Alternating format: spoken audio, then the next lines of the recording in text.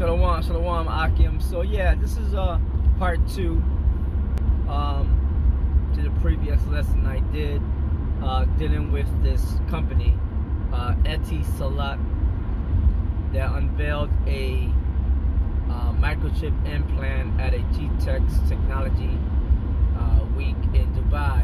So they're not the only company that is doing this, you know what I'm saying? It's just you know, it's like a race. It's sort of like the how going back to the 50s, you know, they had that space race. You know, the nations are racing to be the top in this technology. It's not a matter of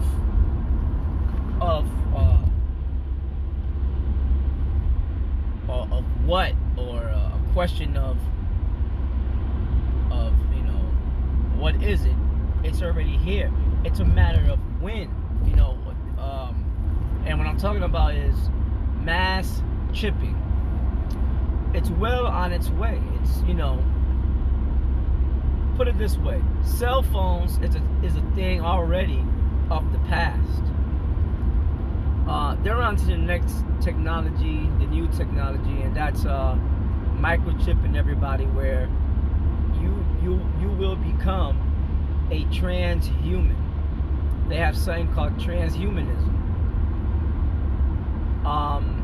They have something called the Internet of Things, which myself and the elder apostles and other priests and bishops and brothers and elders and teachers of Great Millstone have taught. Many scoffers have scoffed at and laughed at and talked shit about, but now it's coming to fruition. So now it's like the scoffers are silent, you know, or damn near dim, you know. You don't really hear too much about them, you know, too much like they used to, because truth, man, prevails. Another thing I'm gonna say, this YouTube thing is gonna be phased out. The Lord's gonna phase this YouTube thing out. As far as we go, teaching out here, you know, the word has went out, man. We did our job.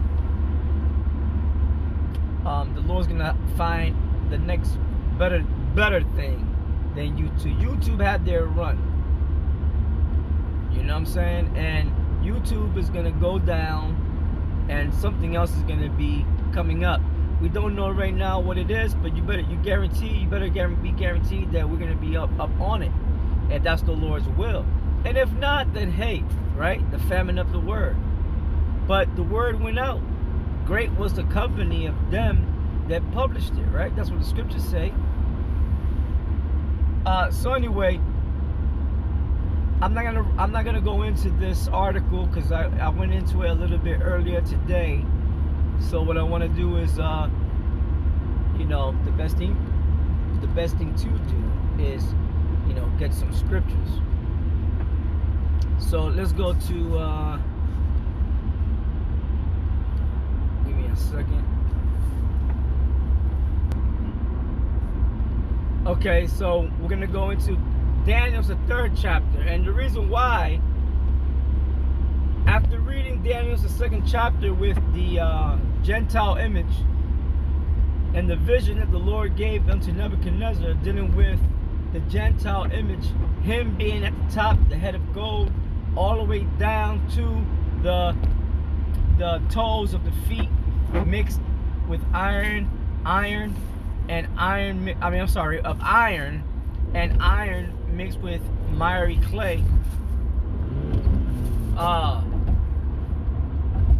Nebuchadnezzar got proud, you know. He got proud, and he was like, look, man, everybody's gonna bow down to me because I'm the head according to this vision that Daniel broke down to him, that was given to Daniel by the Most High. And he got proud, man, because that's what happens with men. And the Most High set him up to be king, and the Most High brought his ass down and had him conquered too. All right, so this dude Nebuchadnezzar, after that vision, or after Daniel, who was a Hebrew Israelite, by the way, broke down the vision to him, this dude set up, he was so proud, man, thinking that he was, keep in mind, Akim, that these kings back then, they thought that they were gods, you know? They thought they were gods incarnate, man. That's how, I forgot the terminology for that, man. Yeah, there's a certain terminology where men think that they are gods, you know? It gets so much into their heads that they really think that they're gods, and you know, invincible and all that stuff. If you can help me out, you know, put your comments below. But anyway, so this guy Nebuchadnezzar really thought he was a god. He set up an image of himself of pure gold, and he wanted everyone in his provinces, in his kingdom, to bow down to it. The reason why I'm bringing this out, because what he did was he mandated the worship of this idol, this image. And Daniel and the three brothers that were with him, they weren't down with that, because they know, first of all, that's against the laws of the Most High. You're not supposed to have any other gods before you. And you're not supposed to worship any graven thing. So, like statues and idols of gold or silver or wood. So they knew that, man. So they were like, man, fuck that. We'd rather death than anything.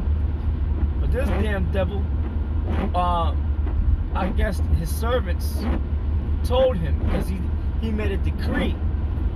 And a decree is a mandating. Like, they're gonna mandate the trip, which is a decree by the elites to have everyone microchipped. And the men and the people of the Lord are gonna be like, man, fuck that. We ain't, yo, kill us, fuck you. See? And that's how that's gonna go down. You know what I'm saying? So anyway, I'm gonna play this.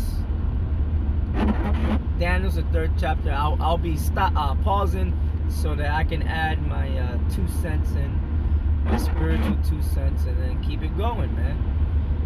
All right? Because remember, Akim, and the Aquathium, the few Aquathium that they are believing.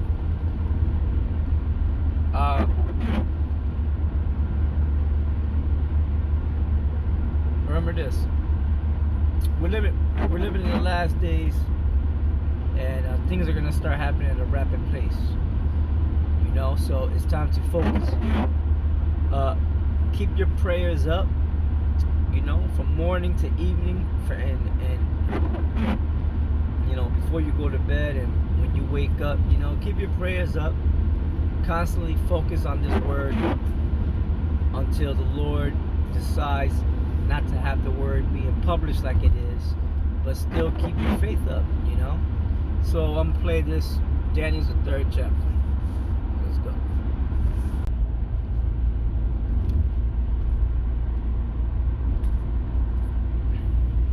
Chapter 3. Nebuchadnezzar the king made an image of gold whose height was 60 cubits, and the breadth... See, so Nebuchadnezzar, this proud devil, made an image of himself. Now, how selfish could you be, right? So that he wanted everyone in his kingdom to bow down to it, as if he was the Most High.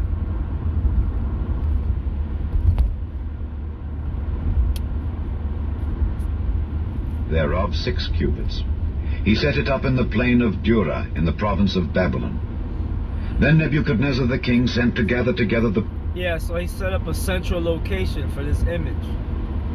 And all peoples under his rulership, under his kingdom, had to come to worship it, you know? Bow down to it. Princes, the governors and the captains, the judges, the treasurers, the counselors, the sheriffs, and all the rulers of the provinces, to come to the dedication of the image which Nebuchadnezzar the king had set up. Then the princes... So, yeah, so he wanted people to worship it, you know? Bow down to it. And everything that encompassed it. the idealism of his image. Okay? But people had to physically do something to acknowledge that they're, you know, their fealty to it. They're, you know, that they were down with it. They had to actually do physical things. In today's case, it would be people gonna have to physically go into these microchipping stations to get chipped, which is the ultimate worshiping of the beast, because you're being branded by the beast, so that the beast can track you, all right, everywhere you go, and he could watch you with everything you do, and on a larger scale, right? Because people will say, well, you got that with the smartphones. No, it's gonna be on a bigger scale. You see how they keep on going up, right? It used to be what, 3G, then it went to 4G. Now you got the 5G. Next is gonna be, you know, how many G's is gonna be? 6G, 7G, 8G, to the point where it's the chip, man. Okay, that it speaks about in Revelation. If you can't see it, then the moon side just ain't dealing with you, man. You know, that's plain and simple, and you're gonna get a missile. All right, because you're trusted in this man's system. The governors and captains, the judges, the treasurers, the counselors, the sheriffs, and all the rulers of the provinces were gathered. Now, ain't that similar to what Revelation the 13th chapter say about all nations? You know, they shall receive this mark, whether they be poor, or whether they be rich, whether they be freed, or whether they be bond, you know? Right? This is synonymous with that. Remember, brothers, there ain't no new thing under the sun. It's just on a higher level. Together unto the dedication of the image that Nebuchadnezzar the king had set up. And they stood before the image that Nebuchadnezzar had set up. Then an herald cried aloud. Yeah, if the technology was back then with Nebuchadnezzar to chip motherfuckers with his image, he would have did it. But it wasn't time. It wasn't the time yet. Now's the time. See?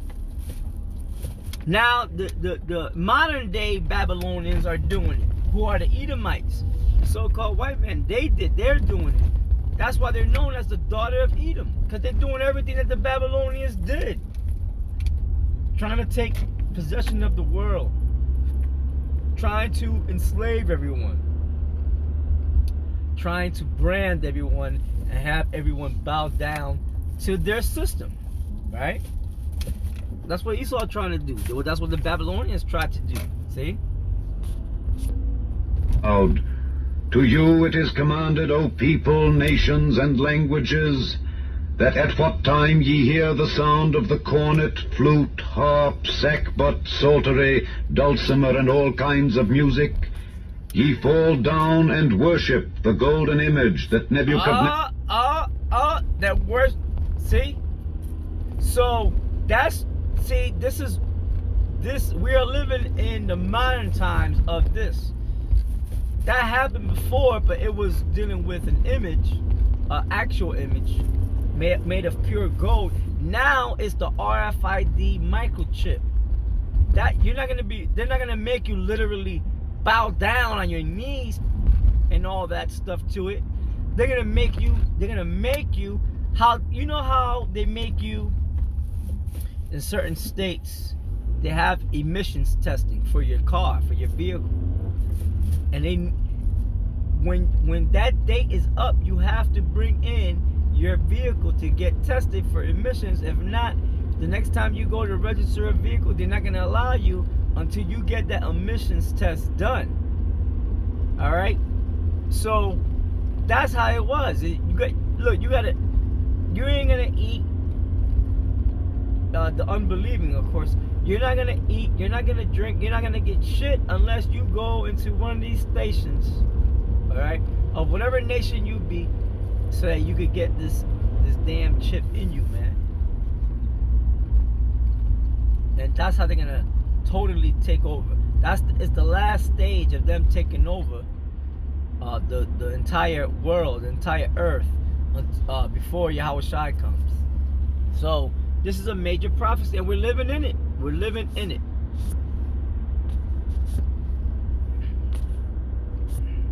God that shall deliver you out of my hands. Shadrach, Meshach, and Abednego answered and said to the king, O Nebuchadnezzar, we are not careful to answer thee in this matter.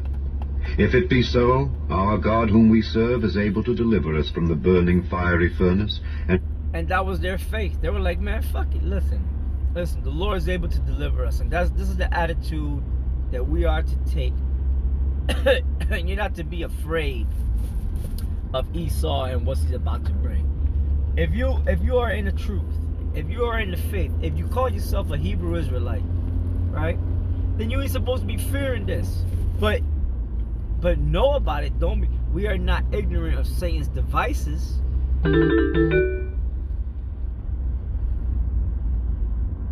That's why we at Great Millstone, we constantly push this out.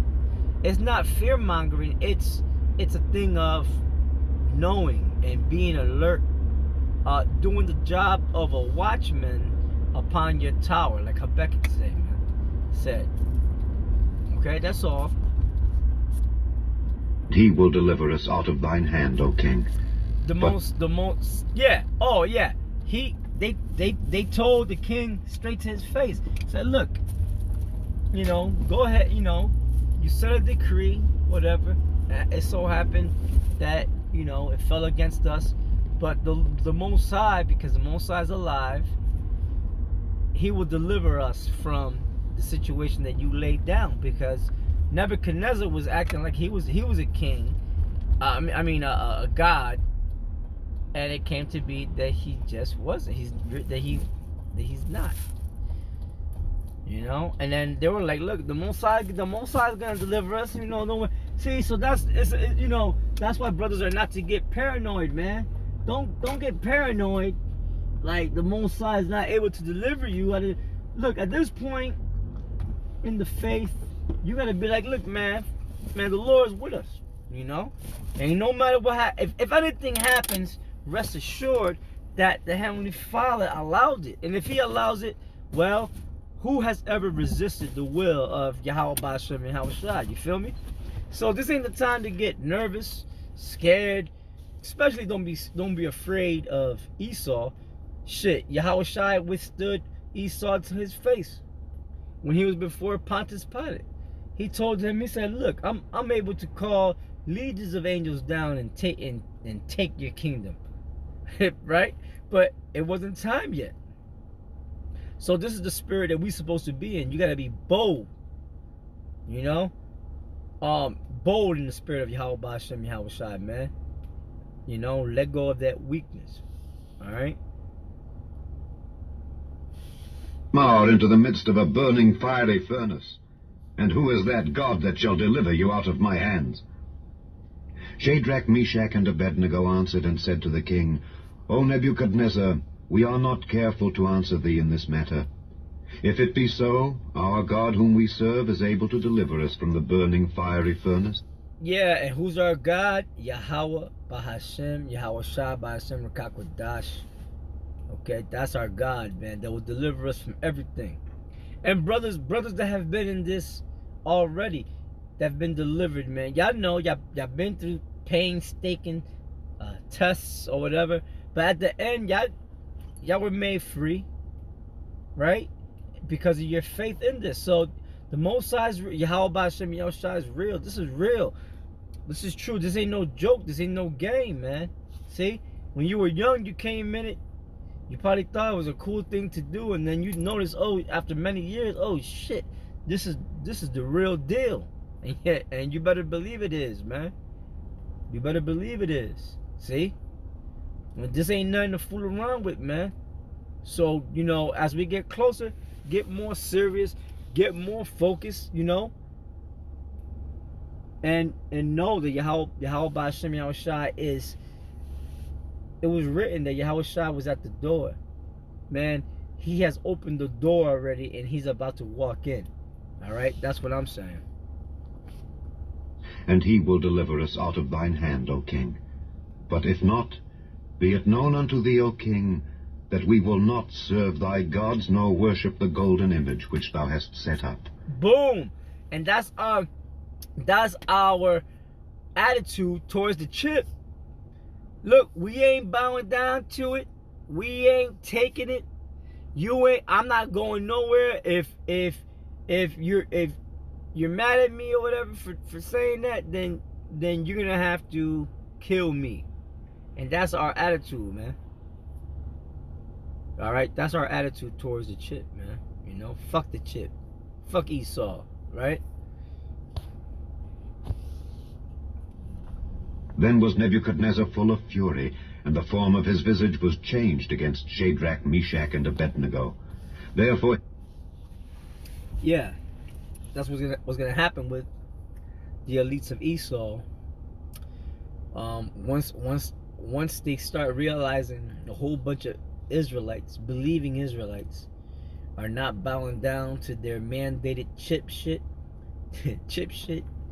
they're gonna come after us to kill us. And our lives are right before Yahweh B'Shem Yahushua, whether he wants us to go out that way or not. You know, there are certain men allotted to go out there. You can't change it. That's the fate of the saints. You can't change it, man. If that was the thing is this, man, we don't die. All live before Yahweh B'Shem Yahushua. That is written. He is the power of the living and not of the dead. See? So ain't nothing, you know, we gotta start thinking on a higher level beyond this flesh. You see, the devil has power over the flesh. Satan and his children, they have power over the flesh. That's why they created an instrument to inject into your flesh to control your flesh even more so. But that ain't nothing for the elect to worry about, man. Because Yahweh B'Shem Yahushua controls both sides, right? he spake and commanded that they should heat the furnace 7 times more than it was wont to be heated. And he commanded them... Yeah, they're going to bring back torturing methods from the ancient world, man. You always hear the elder, well, especially the elder apostle Gabar bring it out about the guillotines. All right, how there's draconian law, how they want to bring back the guillotines, and they will. I heard of the mobile guillotines, like they'll ship them. They could ship them in by way of train or trucks or buses or whatever, and they could bring a guillotine right into your neighborhood, man. And if you're going against, once they start bringing this new world order shit to fruition, and you're going against it, they'll bring it into your neighborhood and cause you to get beheaded right a block away, or within your own block, or maybe in front of your house, or maybe within your house, you know. And that's it, you know. Hey, this is the time. America is a fictitious place, okay? America's a fictitious place, man. It was never meant to be comfortable. It was never meant to be comfortable for anyone, but especially for the Israelites, okay? This is where we serve slavery. Most mighty men that were in his army, to bind Shadrach, Meshach, and Abednego, and to cast them into the burning fiery furnace. Yeah, that was then. Now it's going to be the mighty men of Esau, in the way of stormtroopers coming into our neighborhoods, taking brothers away by force, and forcing them to try to take the chip, and then we're gonna resist, and then after that they're gonna, you know, they're gonna throw us in that proverbial furnace, and it's gonna come by way of guillotines. It's gonna come. It might be actual furnaces, man. Burn us up alive. It might be, you know, how they used to do it. They used to line motherfuckers up blindfolded and shoot them. You know, motherfuckers lined up with cigarettes and shit, say your last prayers, and then you just kill them, throw them in the motherfucking ditch, and throw lime on their ass, man. You know? Hey, if that's the way, if that's the baptism that we are to be baptized with, then so be it. We're gonna come back any damn way, right? To rule with our Lord. That's the attitude, brothers. This is real, man. This is the realness. You know, you don't like it, man. Get the fuck out. Get the fuck out. Hey, look, we had it, like I said, man. A little bit over 2 months, and we are in 2020, and all hell's breaking out now. So 2020, man, it could be all out chaos, man. Okay? All out chaos for the people of this world, but mercy unto the elect. Hey, 2 and 2 is mercy. You know, we bring that out, you know. 2 plus 2 is 4. 4 represents mercy.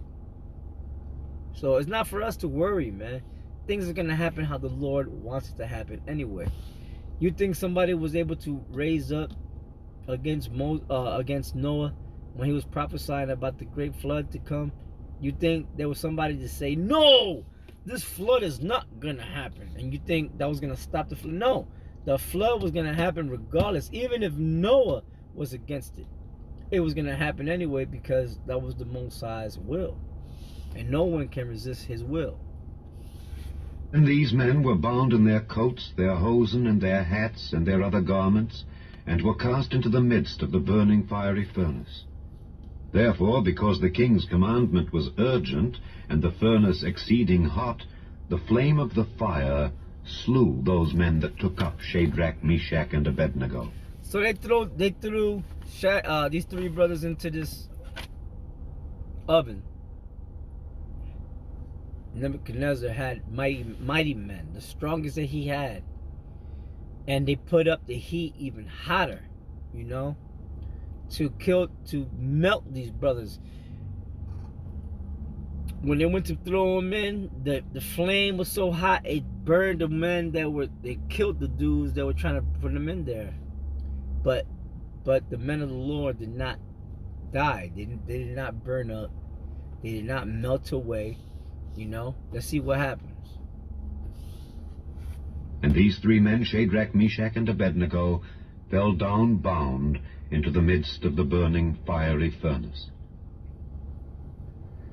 Then Nebuchadnezzar the king was astonied, and rose up in haste, and spake, and said unto his counselors, Did not we cast 3 men bound into the midst of the fire? They answered and said unto the king, True, O king. He answered and said, Lo, I see 4 men loose, walking in the midst of the fire, and they... Yeah, by the way, you can go to the Apocrypha and read the story of what was it? I believe it was called the 3 holy children, something to that extent. You can read about that. That's an offshoot to this story here, you know, and it goes a little in depth of what happened. All right, showing you the power of the Lord. They have no hurt, and the form of the 4th is like the Son of God. So it was these 3 brothers in there, and then Yahweh Shai came up in there and put a force field around these brothers so that they don't get burnt. And it was so powerful that the smell of smoke when they came out was not. And you know, Akim, you could be doing a cookout, man. Before you even cook the food, you could light. I don't know if you do with propane or with charcoal, but either way, either or, with the propane or charcoal, when you go back into the house, you're gonna smell that smell of the heat in the propane or charcoal on your clothes, man. It's like instantaneous. These brothers, even after they put up the heat, the fire, and they slew 2 of Nebuchadnezzar's mighty men, they didn't have no semblance or proof that they were in the fire, man. They didn't smell. Nobody smelled nothing when they came out. That's the power of the Lord, spiritual power, man. Then Nebuchadnezzar came near to the mouth of the burning fiery furnace, and spake and said, Shadrach, Meshach, and Abednego, ye servants of the Most High God, come forth and come. Yeah, and these men are back now. We don't know who they are, but they are definitely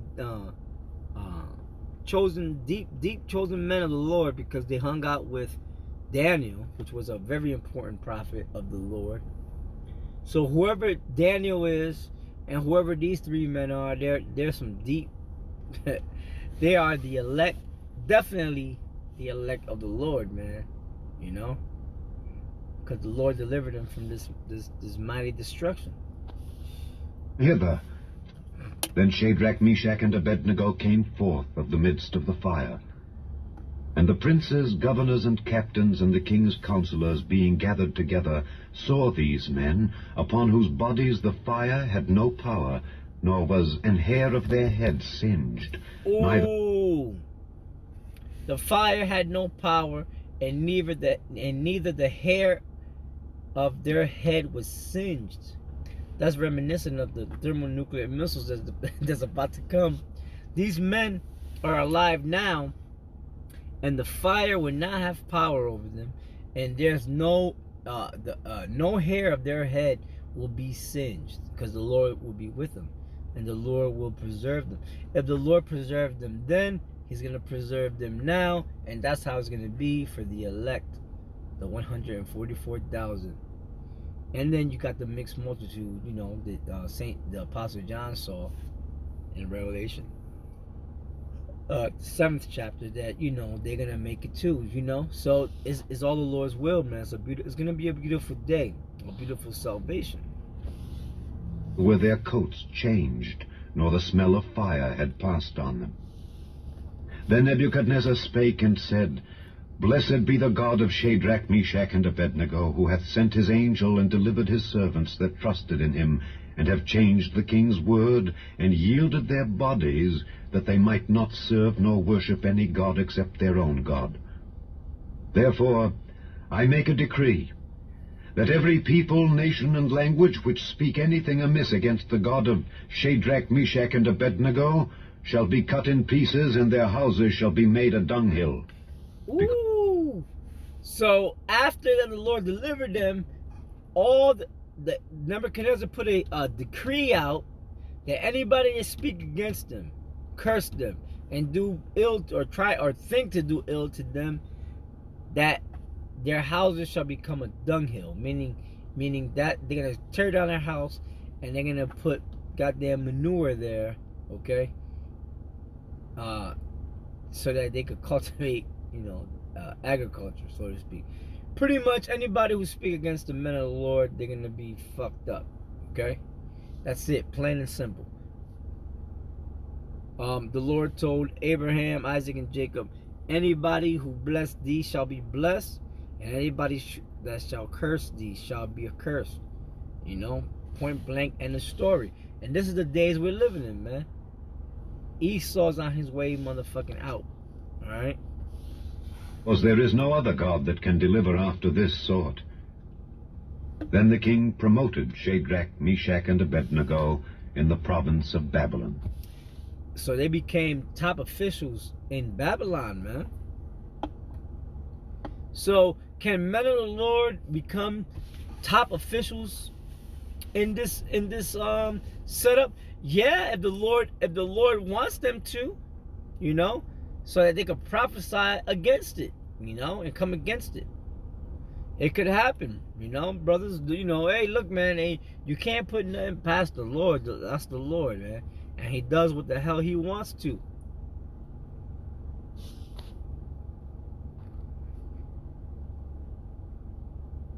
Chapter 12. So that was it. So that was it on that, man. I don't know how it went. I don't know how it went from chapter 3 to chapter 12. I must have hit something, but yeah. Let's So yeah. Give me a second. Let me see. Sorry.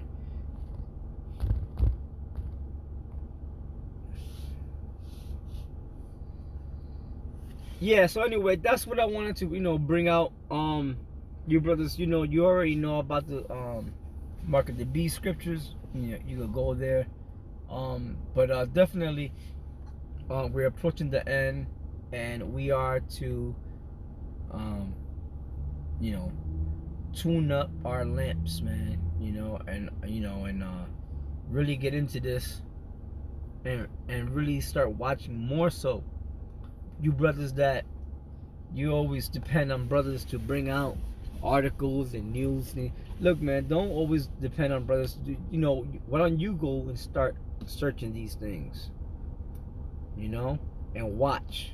Why don't you join the watch? You know what I'm saying? Esau and his fucking decrepit neighborhoods that he got with his leprous ass people, they have something called the Neighborhood Crime Watch. So why don't you do that, man? And set up your own. Why don't we set up our own neighborhood, Israelite neighborhood, spiritual neighborhood, Esau watch, man? Watching this damn devil and everything that he do, So with that, I'm gonna sign off. Elder Sakaran, like I said, don't forget to subscribe, hit that notification button, my brothers, and help a brother out. With that, signing off. Shalom.